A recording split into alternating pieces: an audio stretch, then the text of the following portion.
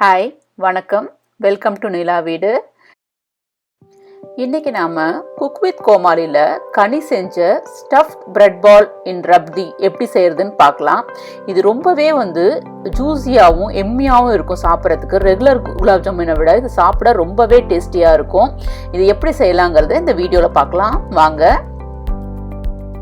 First இந்த ப்ரெட்டுக்குள்ளே stuff பண்ணுறதுக்கு தேவையான பால்கோவாவை ஃபஸ்ட்டு செஞ்சிடலாம். இதுக்கு ஃபஸ்ட்டு ஒரு பேனில் பட்டர் ஆட் பண்ணிவிட்டு அது கொஞ்சம் மெல்ட் ஆன உடனே அதில் ஒரு 1/4 கப் மில்க் ஆட் பண்ணிக்கலாம்.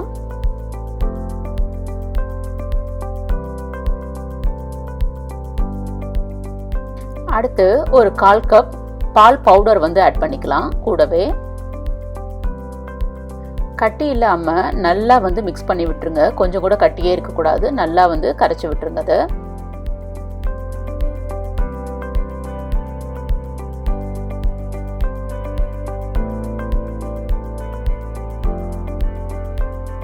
நல்லா மிக்ஸ் ஆனதும் இதில் 3 tablespoon heavy cream add பண்ணிடுங்க.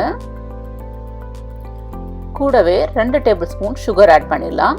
ஆட் பண்ணி விட்டு நல்லா மிக்ஸ் பண்ணி விட்டுருங்க. இதை லோ டு மீடியம் ஹீட்லேயே வச்சு நல்லா மிக்ஸ் பண்ணிகிட்டே இருங்க. இப்போ பாருங்கள், நல்லா இறுகி வந்துருச்சு. இந்த பதம் தான் கரெக்டான பதம். பார்க்கறதுக்கு கொஞ்சம் தண்ணியாக இருக்க மாதிரி இருக்கும். இப்போ நம்ம ஆஃப் பண்ணி கூல் பண்ணோம்னா நல்லா இறுகிடும். ஸோ கோவா பதத்தில் இருக்கும். இப்போ அடுப்பை ஆஃப் பண்ணிடலாம். இப்போ ரப்தி செய்யறதுக்கு அதே பேன்ல 1 கப் மில்க் ஆட் பண்ணிக்கலாம். மீடியம் ஃப்ளேம்ல வச்சு நல்லா மிக்ஸ் பண்ணி விட்டுட்டே இருங்க. இது அப்பப்போ என்ன ஆகும்னா கொதிச்சு ஆடை ஓரத்தில் உங்களுக்கு சேர்ந்துக்கிட்டே இருக்கும். இதில் கூட ஒரு 1/4 ஸ்பூன் ஏலக்காய் தூள் சேர்த்துக்கிட்டிங்கன்னா நல்லா வாசனையாக இருக்கும்.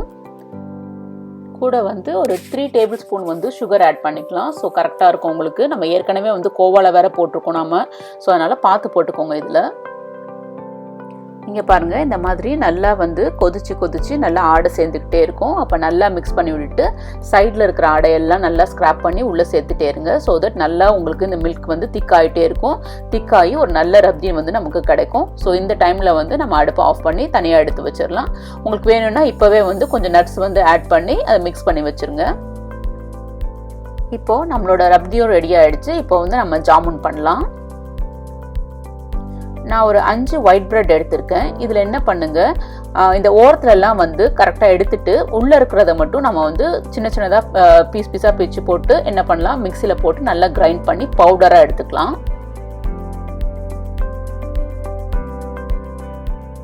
இப்போது கிரைண்ட் பண்ண இந்த பவுடரை ஒரு பவுலில் கொட்டி கொஞ்சம் கொஞ்சமாக வார்ம் மில்க் ஆட் பண்ணி நல்லா மாவு பதத்துக்கு நல்லா பிசைஞ்சு வச்சுக்கலாம்.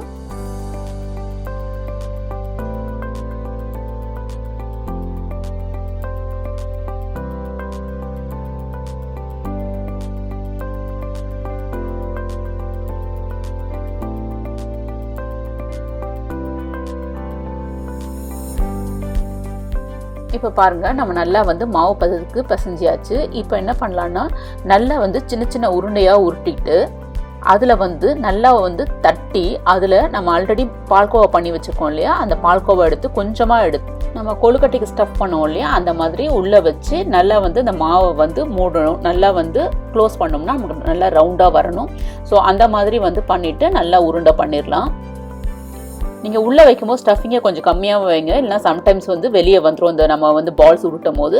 ஸோ அந்த மாதிரி வச்சு நல்லா ரவுண்டாக பண்ணி எடுத்துக்கலாம்.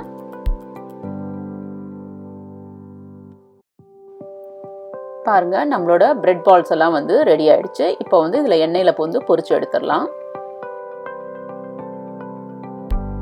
எண்ணெய் காயறதுக்குள்ளே நம்ம சுகர் சிரப் ரெடி பண்ணிடலாம்.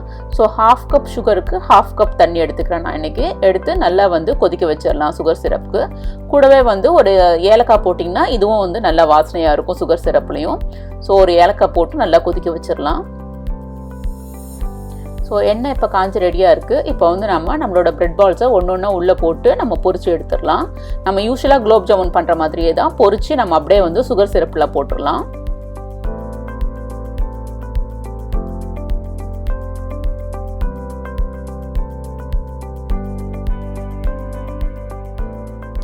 நீங்கள் சுகர் சிரப்பில் போட்டுட்டு அதுக்கப்புறம் ஒரு 1 hour வந்து நல்லா வந்து அதை சோக் பண்ண விட்டுருங்க. அப்போ தான் வந்து நல்லா வந்து அந்த சுகர் சிரப்பை அப்சர்வ் பண்ணிட்டு இருக்கும் நமக்கு ஜாமுன்னு. அதுக்கப்புறம் வந்து நீங்கள் ரப்தியில் வந்து சர்வ் பண்ணுங்கள். அப்போ இன்னும் ரொம்ப வந்து டேஸ்டியாக இருக்கும்.